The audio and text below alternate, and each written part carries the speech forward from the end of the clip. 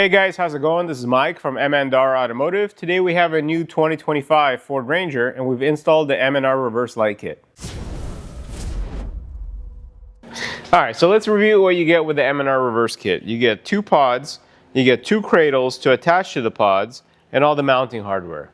So these pods put out powerful white light and your choice of either red or amber backlighting. So the bolts that we're going to remove for this install would be the outer ones here. There's one here and there's one on this side.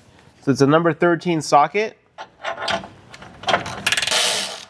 Let's remove both of them, then I'm going to show you what we're going to do with them. The bolts that we just removed, we're going to slide them through the U-cradle and reattach the light to the cradle. Notice there's a tab on the U-cradle. That's going to face towards the front of the light.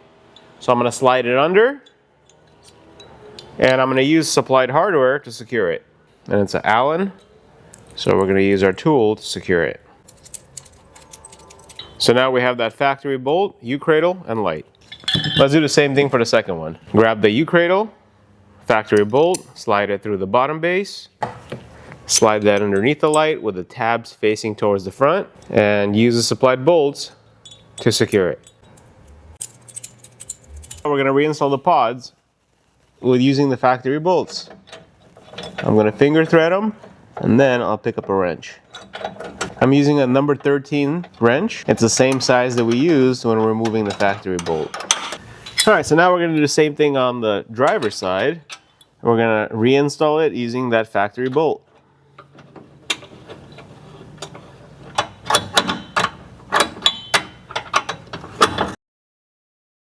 So now that we have the pods installed, let's go ahead and fuse the wires, and we're going to actually extend the wiring to the front of the vehicle where we plan to use the M&R wireless wiring controller to turn these lights on and off. Black wire, which is a ground, red wire, which is the positive to the main function of the light, powerful white light, and then the white wire is the backlighting color.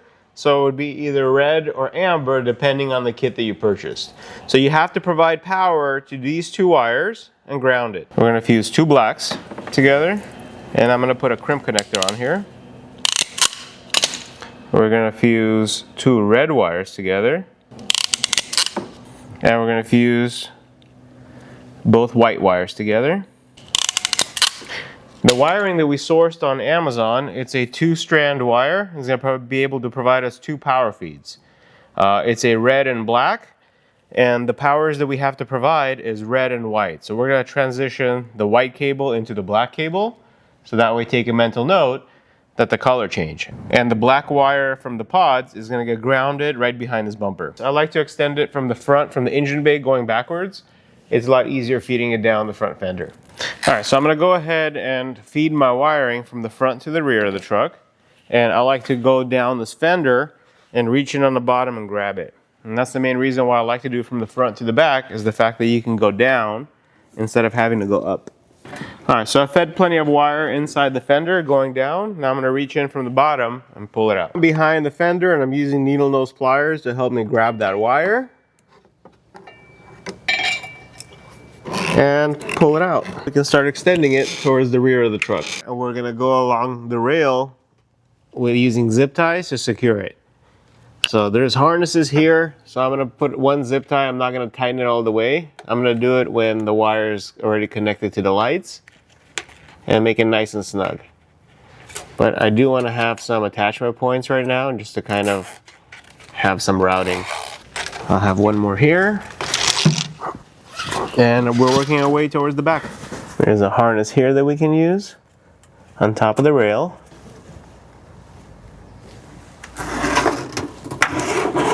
Alright, so there's this harness that goes all the way to the back of the truck.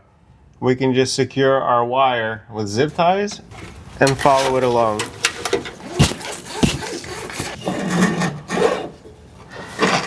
So now I'm around the axle. I'm just trying to go around it and on top. And the main reason you want to do that is that you don't want your wire to get caught in any suspension parts. Alright, so we're on top of the axle and I'm still routing it around that large harness with an orange stripe on it. Alright, now we're almost to the back. So now we're already on the back end, and there is this harness still the black harness with the orange stripe. I'm just going around it and connecting everything as close to it as possible because we're going to use zip ties towards it. Just jumped over this rail and now I have my wire next to the wiring of the lights. Alright, so we have our two connections. We have a red wire and a black wire. Those are going to be our two power leads. So we're going to connect the red wire of the extension to the red wire of the lights. That's for the powerful white light. And crimp it. And now the second wire is black, and that's going to get connected to the white wire, which is the backlow function. We weren't able to source something that had a red and white, so we're switching over to red and black. And just a quick reminder, I will put the links in the description below of the extension wire that we use on Amazon, since it does not come with a kit. So that leaves us with the black cable, which is the ground. So we're going to make a grounding strap, which is a little piece of wire. And we're going to connect it behind the bumper using one of the bolts on the frame. So black wire, crimp it to black. And on the end of that grounding strap, I'm going to crimp a eyelid. We have our two power wires and the ground. I'm going to go ahead and apply some heat to these connectors so that way they can shrivel up and become waterproof. So there's a nice grounding spot here. I'm going to go ahead and remove this bolt. We're going to feed our eyelid through it and I'm going to reinstall it. We're going to feed that same bolt through this eyelid and we're going to reinstall. It's a good time to start zip tying all the loose wires up above. So now that we know how much wire we need, we're using zip ties on that extension wire that we ran. And as I'm zip tying it, I'm removing the slack by pulling it forward towards the front of the truck. Extension wire in the engine bay, and this is where you could either connect it to your factory auxiliary switches if your vehicle comes with them, or if not, such as the one we're working on today, we're going to utilize the M&R wireless wiring controller. So let me show you what you get with the wireless 2.0 kit. Two power cables, a ground cable, the ACC wire, some terminal contacts and mounting hardware, M&R remote, 100 amp fuse, the actual module, mounting zip ties. Okay, so first thing we're going to do, let's open up the module. So we're going to take out these 4 Allen screws.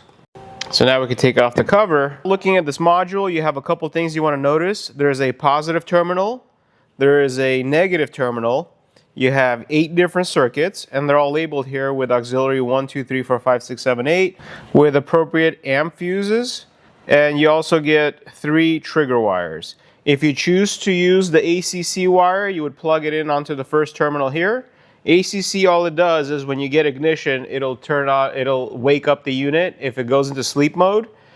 We actually don't use it. The unit wakes up on its own if it feels that your battery is fully charged. So the ACC wire, this one's optional. So let me show you how to assemble the fuse, and we're going to connect that to the positive terminal. So you have 2 terminals. You have one that goes towards the battery, you have one that goes towards the module, and there's a brake button in here. So if you press this button, it actually disengages power going through it. So I like to actually reset it and then turn it on towards the end of our install. So reset, and let's connect the 2 power terminals. So one of them is labeled BAT. That's going to be the one that goes towards the battery. So I'm going to take one of the power cables. I'm going to slide it under this nut, and I'm going to tighten it. So the side that says BAT here, that's going to go towards the battery. On the second side, it says AUX, load. So this is the side that you want towards your module. So same thing, I'm going to loosen it. I'm going to slide the terminal underneath the nut, and I'm going to tighten it. So the side where it says load, we're going to connect this terminal onto the positive terminal of the module. So I'm going to slide it underneath. The main reason you want to slide it underneath here is because there's going to be a cover on top. We're going to loosen the BAT positive terminal, and we're going to put this wire with a fork under this bolt. So now I'm going to tighten it. So now we have a power to the cable. This end is going to be connected to the positive terminal of the battery. We're going to do the same thing with a ground, which is the thin wire. And this ground only operates the module, so you cannot connect other grounds to it like your light bar accessories. We're going to take this, slide it under as well, We're going to loosen this terminal, and we're going to tighten it. So now we have assembled a power, ground, and an inline fuse. Just a reminder, after you have everything connected to the battery, positive and negative terminal, unless you put the switch in line, there's not going to be any power going through it. So this is the off position, and this is the on position. So now we can go ahead and install this on the truck. So now we're in the engine bay. We're going to connect the module to a power and ground to the battery and secure it.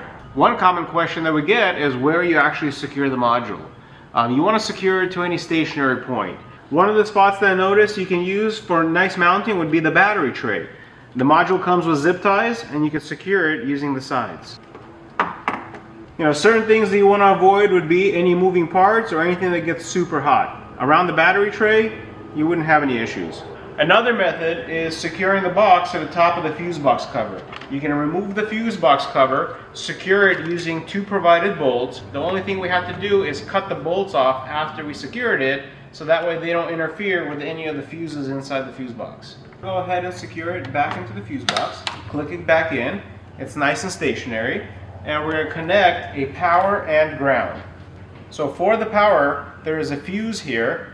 And when this fuse is in line, that means there's power going to it.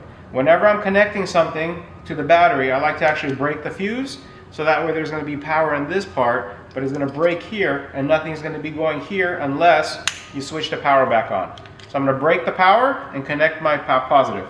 So we're going to go ahead and use one of the positive terminals on the battery.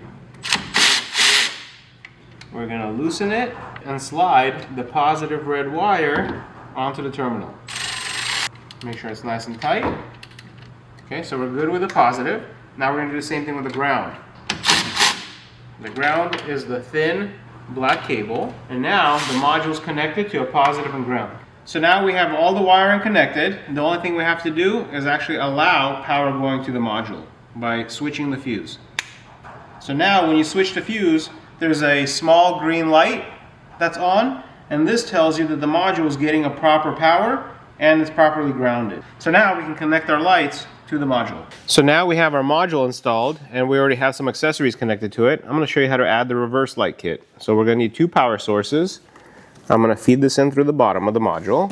We're going to use switch number 3 to control our red wire, which is going to be the powerful white light. And we're going to control switch number 6, and that's going to be our red back glow. Awesome, let's go ahead and test it. Switch number 3, that's going to be the powerful white light. And then switch number 6, that's going to be the back glow. Thank you guys for watching. I hope you guys enjoyed this video and got the confidence that you need to install this kit yourself. I know you guys are going to absolutely love it.